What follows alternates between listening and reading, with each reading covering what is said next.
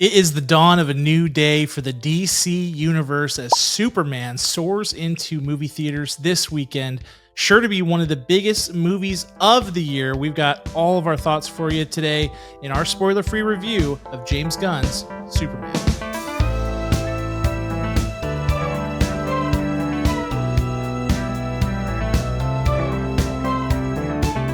This is Popcorn for Breakfast, presented by St. Louis Area Smoothie Kings.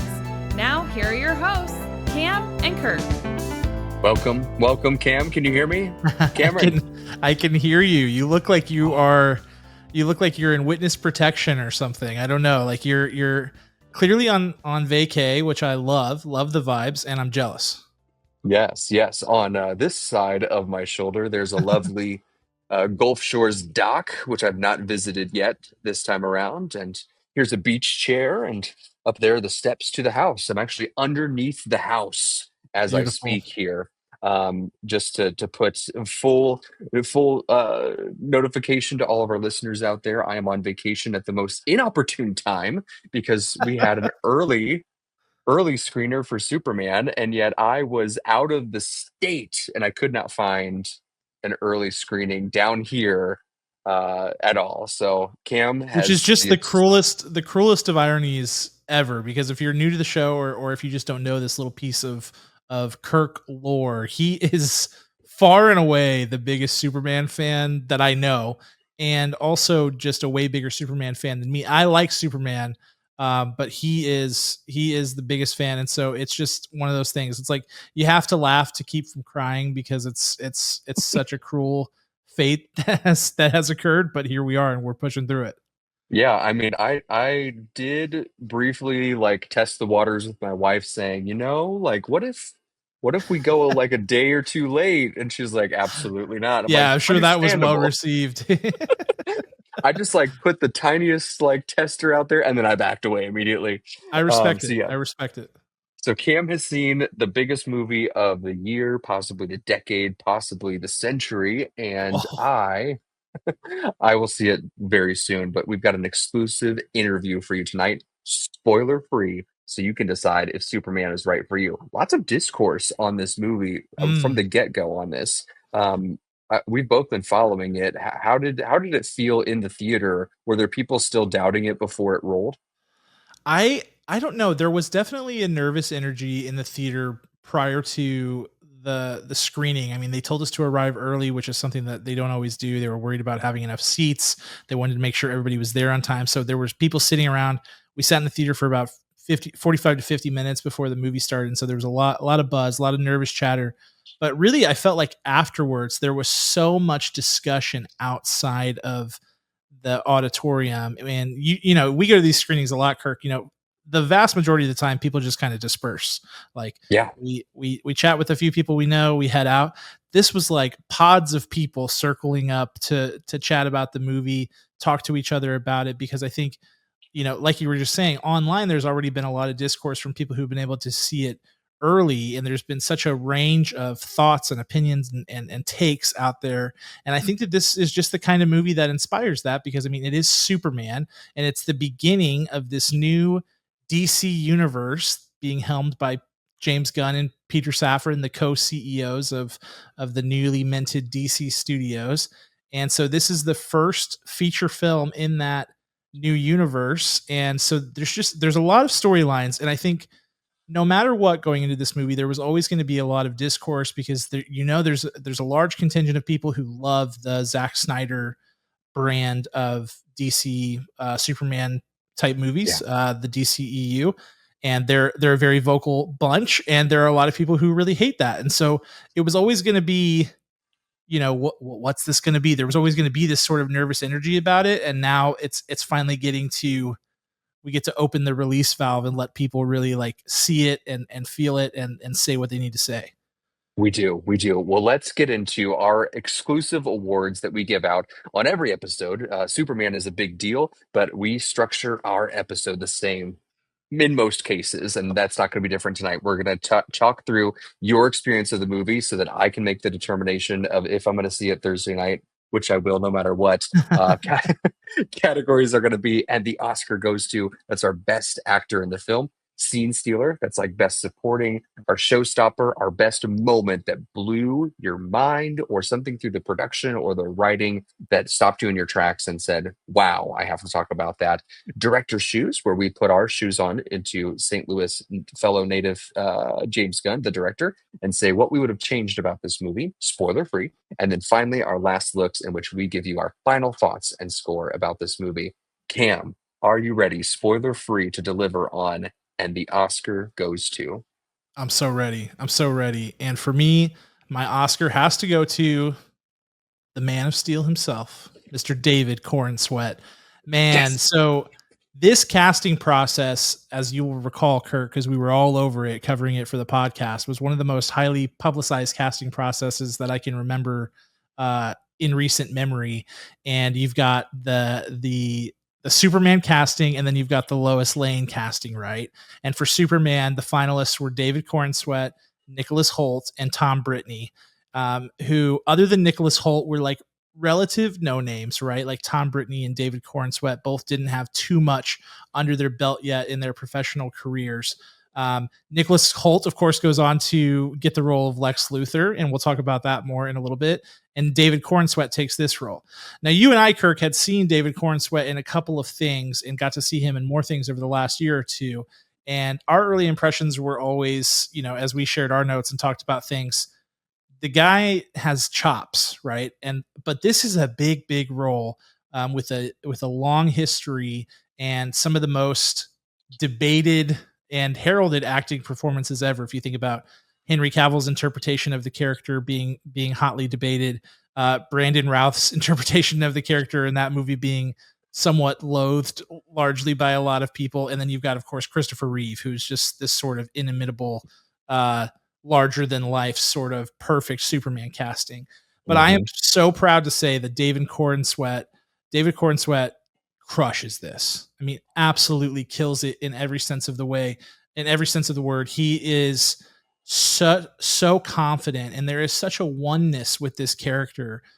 He just has he knows exactly what he's doing. And I was thinking back after I saw the movie, he was asked before, on press tour, kind of like how his Superman, views things. And he had such a great answer where he said, I read the comic All-Star Superman, and there's a scene in that where Superman is sitting up on the moon looking down at Earth, and he just sees it as this beautiful blue ball. And like, that's who my Superman is. Like, he sees the best in everyone on Earth, and he sees Earth as this amazing, beautiful thing, and nobody else is able to see it that way.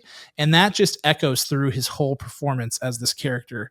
There is a consistency and a oneness, but there's also, and this is a huge key for Superman, there's a dynamicness to it, a dynamism to it, Yeah. where I think people who grew up in the Marvel Cinematic Universe era, or people who just have not been as familiar with DC characters over the years, because why would you? I mean, if you were born in the 2000s, like, other than the Nolan Batmans, Marvel has owned the entire conversation.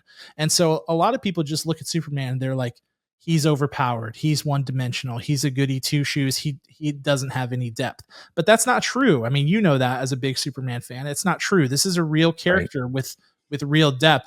And that's where David Corenswet really makes his mark. He shows that while Superman is everything you know Superman to be, he's also, very human, ironically. Like, he has emotions, he has anger, he cares about people, he loves people, he worries about people, he worries about things.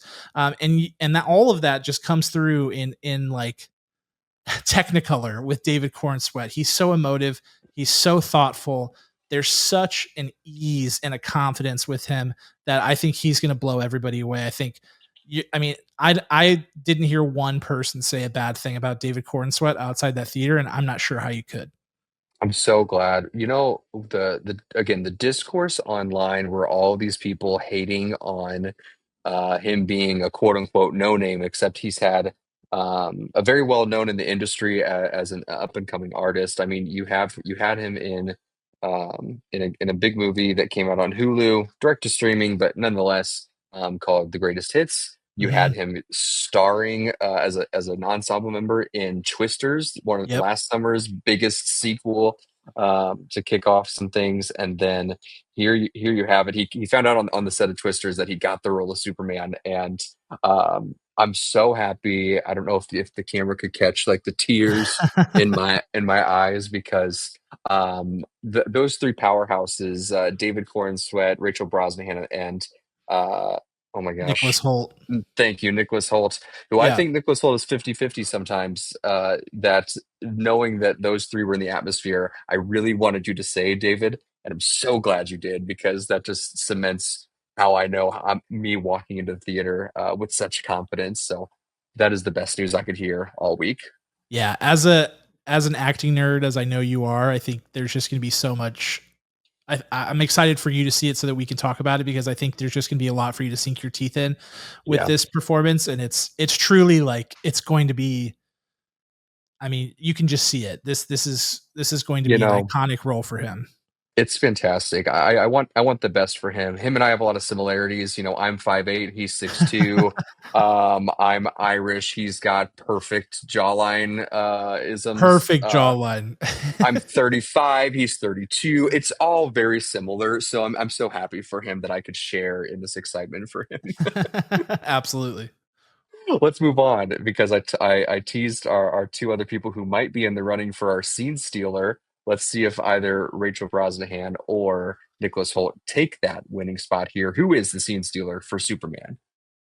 It's Rachel Brosnahan for me, Mrs. Maisel herself, the marvelous Mrs. Maisel, um, which is an all-time great character. Like the early seasons of that show are truly great, and shows off so much in that show, and really every performance that I've seen of hers.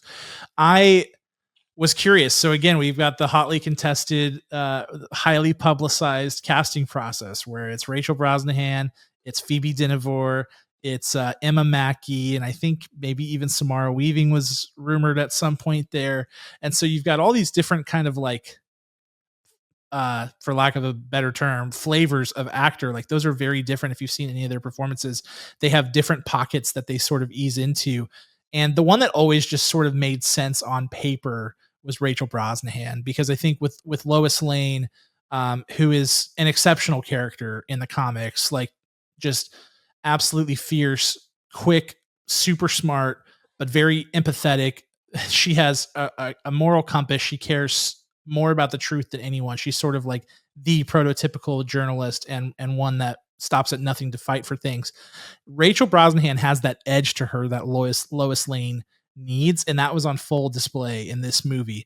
But she also, again, just has she can always bring such a humanity to her characters with her humor. She has great comedic chops, as evidenced in Mrs. Maisel, and her Yeah. timing is impeccable because of that. We find this a lot of times with actors who have done comedic roles in their past, or have that their timing is great, and not just in a comedic sense, but with the drama. Her line reads, I mean, almost every time impeccable. Like, it, what she's saying, she's delivering it in a way that just evokes an emotion in you.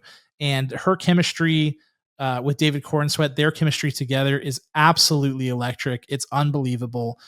It's not just like he's hot, she's hot kind of thing that we see in a lot of superhero movies. It's like they have a real tangible thing that you feel like it just kind of permeates. And when you watch them share scenes together, and you watch them have these back and forths, you just have a stupid smile on your face because it's so great. You just love to watch it. And I think that she was the perfect choice. I'm thrilled for her. I think it's a great role for her, and will continue to be for hopefully years to come. Tears in my eyes again. I'm so excited. I'm just absolutely thrilled to hear that. I wish that the movie was out right now. I would end this interview and I would go watch it right now. Oh my goodness, that is all such good And I news. want to Well, talk let's about Nicholas Holt too, even though like I'm out of mentions. okay.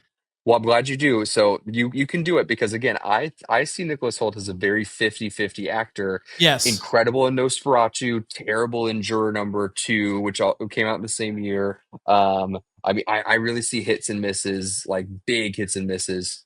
Did he land the Lex Luthor role? I think he is the kind of guy who it almost depends on which director. and the screenplay. But in this, there was such an obvious creative direction to where they were trying to go with Lex, and it's very, very comic book Lex.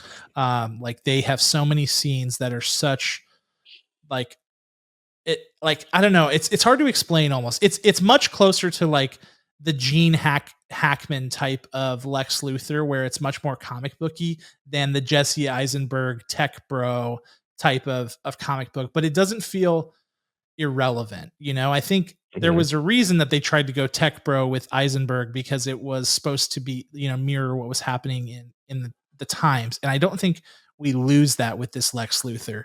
But man, the thing that he delivers in spades is just menace. And that is the best part of it. There is just a sinister nature to him. And it's not something that, I'm with you. I've seen some really good Nicholas Hoult performances. I've seen some really bad ones. I don't know that I've ever seen one like this. It's really different, Oh. and it's different in all the good ways. That's fantastic. That's fantastic. He's been playing the interviews on the press tour pretty low key. He's very melancholy in all of them. I think as James Gunn has like come out publicly and said, he's a very controlled actor. That's why he didn't get the role of Superman, who needed to Mm, be this Boy Scout do-gooder, but more than that, like kind of improv almost, where Lex Luthor needed to be calculated, and he's very calculated even in his interviews of how he's portraying himself as an actor for the film. So, yep. um, okay, I'm glad that he hit. I'm glad that it came across well because you never know with him. You just literally never know. No doubt. So I mean, just going into it knowing that the big three are in good hands, like I don't know that you could ask for more as a Superman fan heading into this one than to know like all of that stuff is on lock. I am so eager for your score in Last Looks. Like, I want to fast forward, but I won't. I will get through the rest of this interview somehow. So let's keep going. Can you tell me about your showstopper moment, spoiler free, something that stopped you in your tracks and you said, I have to talk about this on the podcast? Yeah, I think for me, it really comes back to something I kind of mentioned with the Lex Luthor thing, and it is the tonal clarity of this movie, and it goes, specifically more broadly, I guess, would be the clarity of the total creative direction, like having a creative direction and sticking to it, which is something James Gunn has always done. He's totally like unflappable. Like he has a vision and he's going to execute against it, right? Like his movies are always his movies, nobody else's, period. But even more narrow than that, it is the clarity of the tone of this movie that is so perfect. They nailed the Superman comic book tone in this movie. It feels like a comic book movie. And that's really key because I think one thing that we talked about a lot, Kirk, with the MCU is that where the MCU started to fall apart is as things needed to go more away from realism into the intergalactic, into, you know, aliens and wacky subplots and wacky looking characters and things like that. That's where the MCU Mhm. just didn't succeed outside of James Gunn. James Gunn was the only one with Guardians who was able to tap into that and still make it feel like something people could relate to. Well, in order for comic book movies to survive, they can't all be grounded in realism. They have to feel like a comic book movie. And I really do feel like for the future of comic book movies, they need to feel like comic books in order for them to be able to go the places that they'll need to go to have these big, expansive universes. And that's exactly what James Gunn has done here. I know he mentioned a lot of different comic books as inspiration. He is the real deal, James Gunn. Like he actually is a comic reader. He knows the source material deeply. He's always going to use that as the basis for what he does. And this movie feels like that in every possible way that you can imagine. So if you think about like I'll use All Star Superman since that was like, one of the big inspirations for the movie. It was the image they used whenever they first announced the movie was the cover of All Star Superman, written by Grant Morrison, one of the best comic book writers of all time. It's like 8 issues, and there's all these different things that happen throughout the 8 issues, but there's this great through line that cuts through that and builds and scales and crescendos and then resolves. That's how this movie works, is that you've got tons of movement, there's tons of stuff happening. It but it's never busy. There's always this through line. You always know where you're heading. There's always a direction. They don't dwell too long on anything. It's well paced, and the tone is perfect. They like everybody in Metropolis knows that they're like in a comic book, right? Mhm. Like aliens outside the window, no big deal, just another day in Metropolis. And that's the kind of stuff that we haven't seen in other recent comic book movies that I think is so needed. And that's what James Gunn just knocked out of the park here. Now, there may be times where it goes a little too far for mainstream audiences. I'm waiting to see how that is, big giant alien monsters or weird looking characters or, uh, superheroes who are a little bit on the goofy side, like Guy Gardner, Green Lantern, or Hawk Girl, or Mister Terrific, and things like that. But Mhm.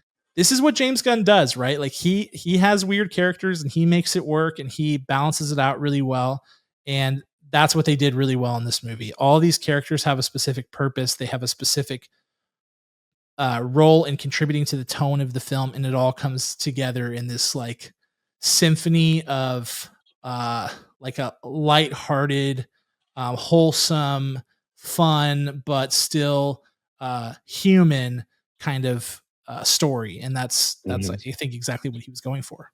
Yeah, a couple things that James Gunn has released. He did such a good job at marketing this thing, man. He just like when the discourse was at its highest, when people knew the least amount about the story of what was gonna happen, he was silent. He didn't come out and say anything, but then he started dropping those pieces of information in the interviews, and it didn't necessarily need to be an interview with, like, the most popular outlet out there. It was just like, "Yeah, I've got an interview in front of me. He or she asked the right questions, and I'm gonna tell them. I'm gonna say this is what it's about." Like, the fact that this Superman, the world has known about superheroes for at least 300 years, and we're getting dropped into Yep. Superman being one of the newer superheroes of those 300-year time run, which I thought was crazy.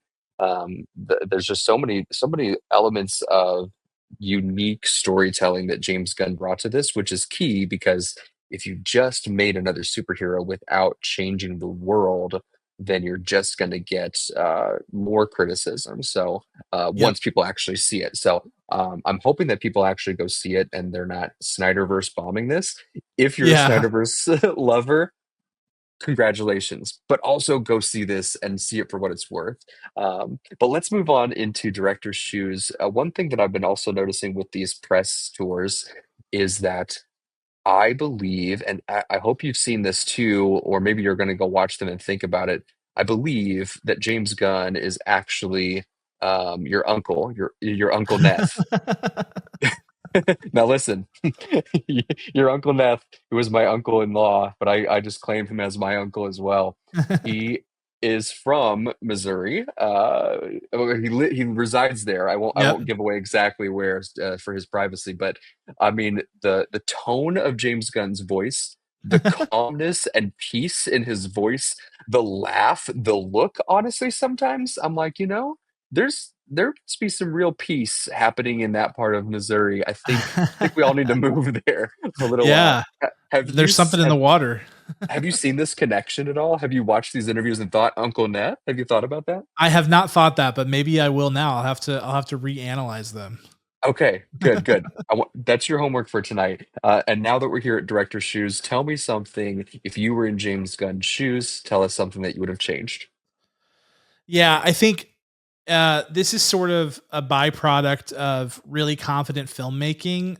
Sometimes is that you can overindulge, and I do think there are brief moments of overindulgence of just like we probably went a little too zany on that particular thing, or we probably went a little too heavy handed on the theme right here. It comes from a place of just like really, I think, I'm speculating. I think it comes from a place of just really feeling it and just feeling like you're in the zone. You know exactly how the tone is coming together and it's coming together so nicely. And you're like, yeah, let's throw that in. Let's keep that in the cut, right? Like it works. It all clicks together.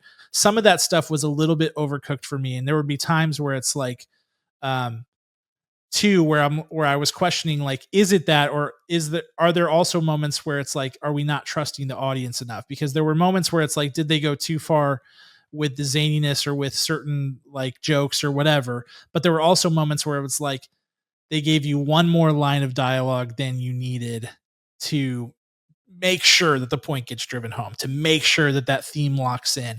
And I'm like, man, that always kind of gets under my skin, because it's like when you're in the movie and you're watching it in the moment, the themes are kind of coming together in front of you and it's accessible and you're feeling it, and then they hit you with a line that like explains what they're saying. It's always like, ah man, like we were already there, and now you've kind of bogged it down a little bit, or it's become too meta or whatever. It's very few times. I think there were only honestly, I think there were only 2 lines of dialogue that did that, where I was like, you didn't need to put that in there." And there were a couple of times with, like, some of the zanier, like, more James Gunn comedy type bits where I was like, "Okay, we may be overindulged a bit here." But again, it's like it's kinda like it comes with the territory with him too, because it's just the kind of filmmaker he is, and in a way, in a weird way, like I wouldn't want those things to go away, because I do think they're a byproduct of his confidence and his control and his creative direction.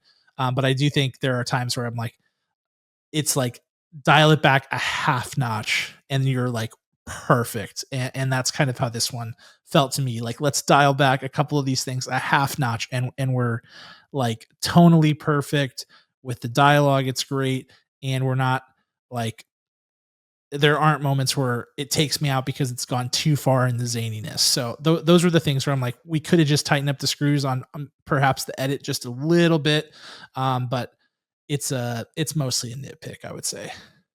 That is extraordinary to hear. Yeah, those moments can definitely take you out, though. You're like, "No, I got it. Don't do it. Don't ruin the moment." It's like when you're first like courting your significant other, and you have so much to say in your mind to make sure that it comes through, and then you're like, "Ah, you blew it." Oh, like in Sing Street, like if for our friends who have watched Sing Street with us, there's a moment where the main character finally kisses the girl, and she happens to be in this weird boyfriend girlfriend situation, and he's like, "What about that guy?" And she's like, "Ah, you ruined it." It's like that. It's like, "Ah, I was with you. I was so with you," and then you had to Yeah. open your mouth. Okay, I hear you. I hear you. That's fair. I'll take those 2 moments. I will And take what's those. funny is like two my two favorite films of the year so far, Sinners and 28 Years Later, also had moments. And I think it's like they had little moments like that, but I think again it's like a byproduct of you're taking these bold swings every once in a while. It's going to be a little bit too much, just because it's really hard to like dial that in. Plus, you want to go there, right? Yeah, yeah, So I think it's a very fine line, and it's going to be also very subjective. Some other people might see that and they're like, I don't think that was too much. I think that's exactly where it should be. yeah. So it gets that's why I call it a nitpick. I mean, it's like really it starts to get really personal at that point. Okay.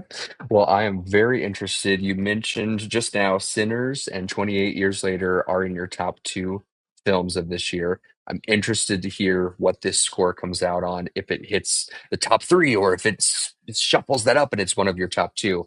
Tell us your last looks on Superman 2025.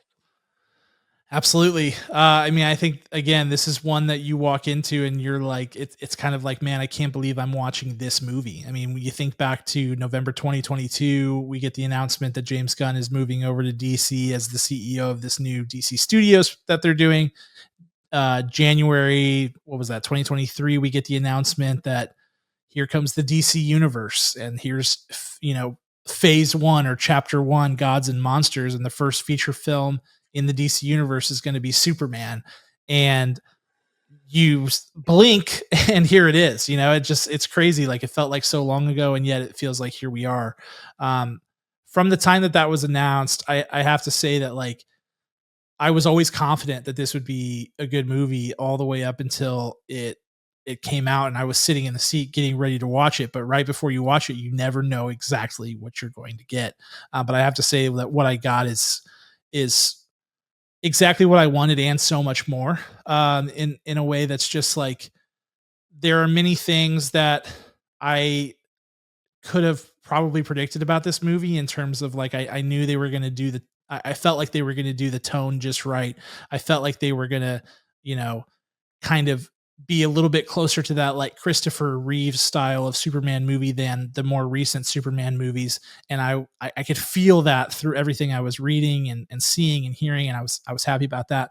But there were so many more things with the characters and the characterizations and the special effects and the set design, production design, and all the different creative choices that went into this that were so much farther beyond. And I feel like there's so much that's shown in this movie that you don't get in the trailer too. So I think a lot of people were worried like there's a lot shown in the trailers because there's been so much marketing. There's still so much more packed into this movie. And yet here it is. It's 2 hours and 9 minutes. It's paced really exceptionally well. It flows really nicely. And it's definitely one of my favorite movies of the year, no doubt. I'm actually going to give it a score that ties my highest score that I've given out this year, which is a 9.1. So it ties it with 28 years later. Um, Easily in the nines for me, and something that, I mean, if you're someone who wants a strong, confident step in the right direction for an expanded cinematic universe for DC, like this couldn't be a better start. This is a MCU Iron Man level start to this universe. I will be replaying our own episode as I sleep for the next 3 nights before my ticket I can finally punch at whatever local AMC that I find here, in the South and in Gulf Shores, and I am so happy to hear all of that. Now, Cam, as I understand, you have a little bit of merch that they gave you from the early screening. Can you show that on screen right now? Here it Oh, is.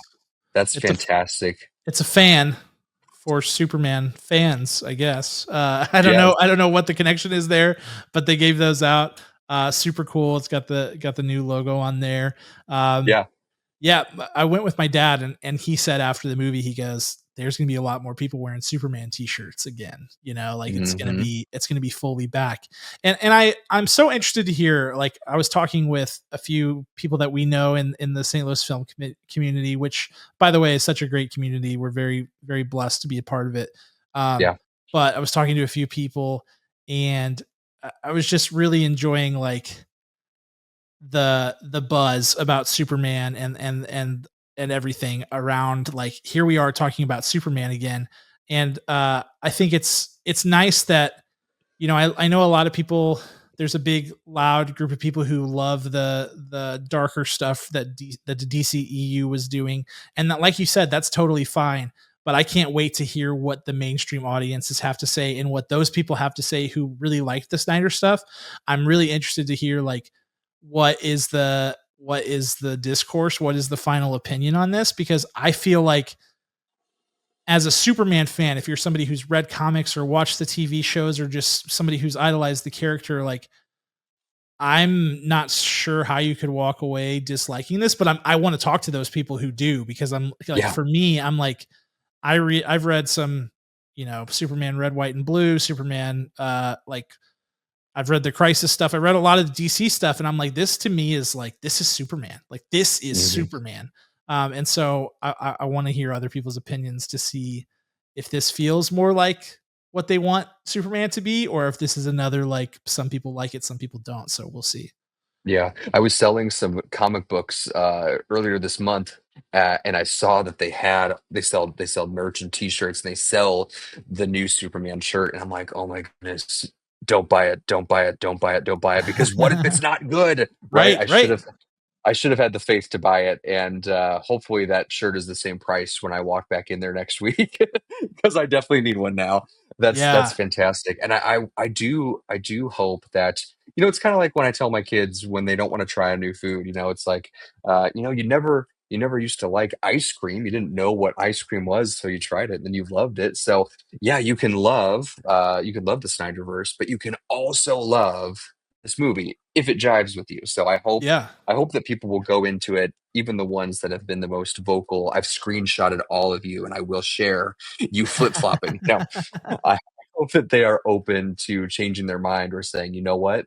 Not that they were wrong, but they Right. were anxious about it, right? And just say, hey, I really actually enjoyed this. I had a lot of problems with those what I was being fed from marketing. I didn't quite like that, but when I saw the final picture, that's something that I can get down with. And maybe on a rewatch, maybe I'll like it more. So I encourage those people, and I also encourage all of the James Gunn fanatics to strap in based on your exclusive spoiler free review here, Cam. I'm so excited. Yeah, so if you're watching this or listening to this or however you're taking this in and you've seen the movie and you have thoughts, like please share. I talked to a few people outside the movie theater last night who did not share my opinion and had some issues with certain parts of it, and we got to dig into it a little bit, and it was super fun. And that's exactly what this is all about. Like everybody's going to take away something different. And even if the consensus is that a lot of people like it, I know the Rotten Tomato score came out today, and it seems to be that a lot of critics are digging it. Like that doesn't matter. Like your opinion is what matters, and the conversation and the community around it is what matters. So please let us know. We are all ears. And Kirk, I'm dying for you to see it so that you and I can talk about it both on and off the podcast. Because I think it's a noteworthy film, if nothing else, and in my opinion, it's a really great one. Yeah, if it hits for me, and I feel like I'm already confident that it will, I think I will dye my hair black. I think I will get that surgery in whatever foreign country and extend my height, and I'm just gonna start walking around with some trunks and some tight latex material. If you're okay with that. Those sound like some really healthy, grounded life choices, Kirk. That sounds good. Well, thank you. Well, do you want to send us out here, Cam, or do you want me to? With I all sure of that will. said. I will. I want to give a special thanks to all of you guys for listening to this and watching it. We're so glad that you're here and a part of this. And um, like I've said a zillion times, we want to hear from you. As a reminder, you can find all of our content, whether it be videos, podcasts, blogs, what have you, on our website, popcorn, the number 4 breakfast.com. We're also available on pretty much any social media platform.